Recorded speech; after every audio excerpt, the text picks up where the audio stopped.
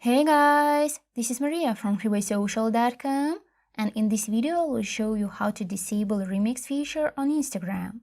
If you're not feeling comfortable allowing other Instagram users to remix your Reels videos, then you have an ability to turn off this feature. Follow these steps and you will figure out how you can do it. Go to your Instagram profile page and hit the three lines icon in the top right corner. Tap Settings at the bottom of the screen. After that, click on the Privacy section. Find the Reels option and press on it. Now, toggle the slider to the left side to turn off the remix feature. That's it! I hope this guide was helpful, and now you will know how to disable remix feature on Instagram. Don't forget to like this video and visit us at freewaysocial.com.